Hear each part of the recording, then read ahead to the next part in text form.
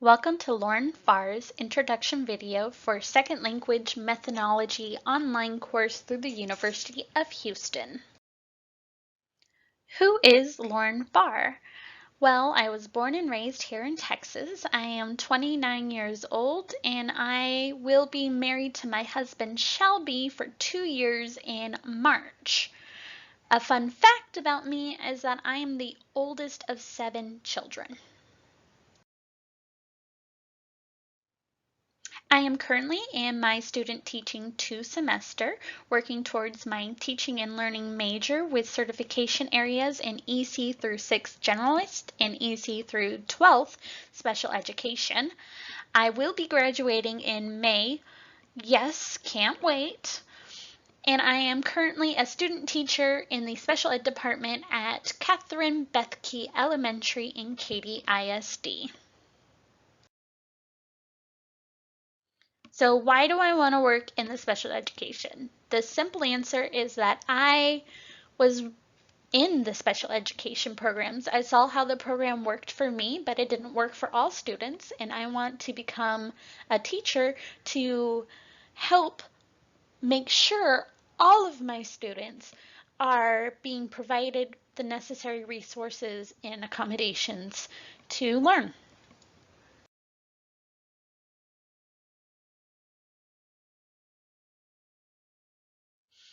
I was raised in an English-speaking home, and English was the only language I ever learned until about junior high.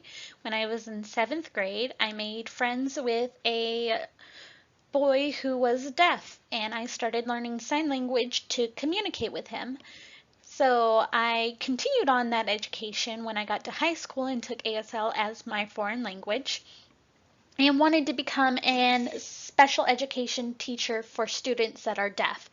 And so I decided to dual major to do ASL interpreting and special education, but I quickly learned that interpreting and teaching sign language was 2 different things. So I didn't want to interpret, I wanted to teach, so I dropped the interpreting program and focused on my special education. Teaching methods that really helped me learn sign language was spacing repetition, Gardner's multiple intelligences, the Bloom's taxonomy, and language immersion. So spaced repetition. This was provided by many different forms. One was my teacher would sign things.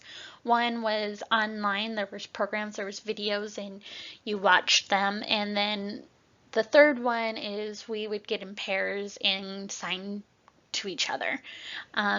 This repetition in these different areas really helped enforce the vocabulary and the motions so that they became second nature and you didn't really have to think what that sign was. You did the sign, you made it.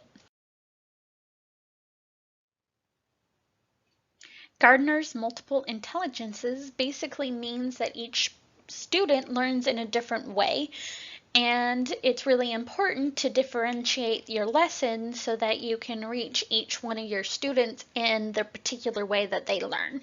And this is really easy to be done in sign language because you're already able to do it in, you see a word, you provide emotion for it, which is the language, the sign language, and then you are able to apply that into many different forms, such as making a presentation for interpreting music, being able to hold a conversation with someone, being able to write and gloss, which is the way you write in sign language. And so you're able to meet a lot of different students' learning styles.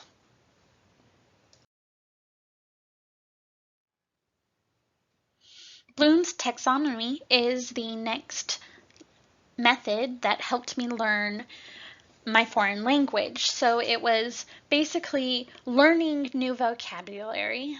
understanding the vocabulary and how it's used, applying it to sentences that we would sign. Then we would videotape us signing those sentences or conversations or interpretations, and then we would watch it and evaluate ourselves on what we did right, what we did wrong, how we could be better, and then we would retape ourselves and using the notes that we evaluated.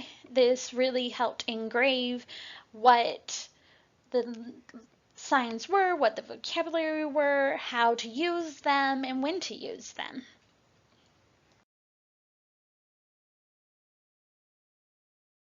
And the final one, and I really think that this was the biggest one, was language immersion.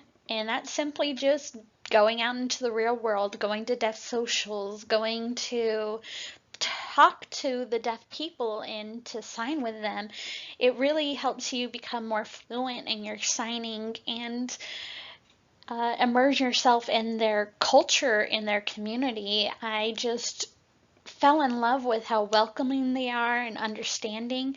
You just tell them that you're a student and that you're learning, and they will be incredibly patient with you while you are learning what to do in their world. I loved it.